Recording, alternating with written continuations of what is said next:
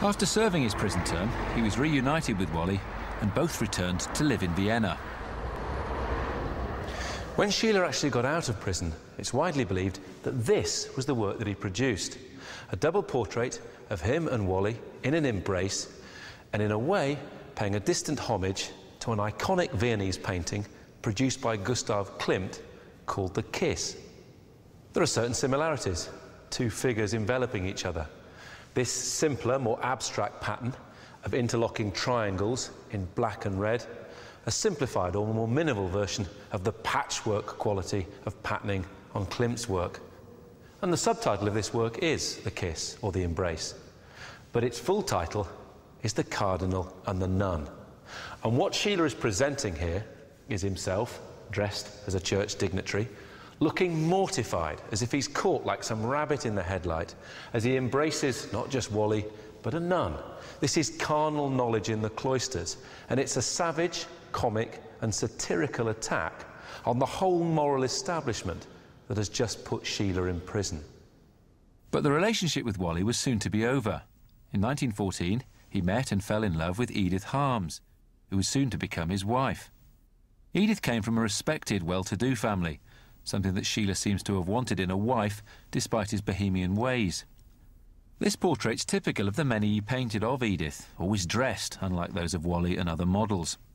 Schiele wanted to carry on seeing his mistress, but Edith demanded a complete break if she was to marry him.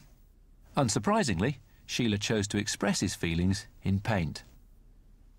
It's called Death and the Maiden, and undoubtedly is one of Schiele's great masterpieces. It takes the traditional subject in Western art of youth and beauty, but with the spectre of death always hovering. But look again and look at the details, and you realise that this isn't just an allegory, there's something intensely personal about it, because the face of the woman is clearly that of Wally, and the face of the man, the spectre of death, clad in a monk's robe, is Schiele. Look at those familiar hands. And suddenly, the idea of Schiele once again as the martyred figure, clinging to his lover, who he's decided to banish, but Wally clinging even more tightly to Egon Schiele, makes it a very, very poignant work. The extraordinary thing about this work is the perspective. It's as if we're seeing it from above, and the two figures clutch each other, lying on a sheet which seems to have traces of the passion that's just taken place, and all around in a landscape where you can see small trees or maybe animals, in something that's rather dislocated. It seems to have been ravaged by a storm, but the storm is just finishing, it's just about to pass. And in a way, that's a metaphor for what's happened with the love between these two people. It's as if passion and life is emptying away.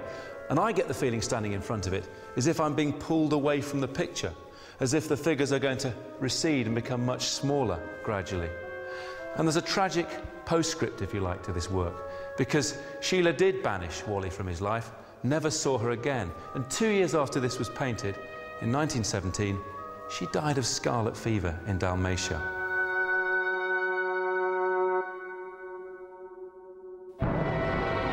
With war raging in Europe, it wasn't long before Schiele was drafted into the Austrian army in June 1915, just 10 days after his marriage to Edith. Luckily, he was never sent to the front, but was posted in Lower Austria, working as a clerk in a prison camp for Russian officers.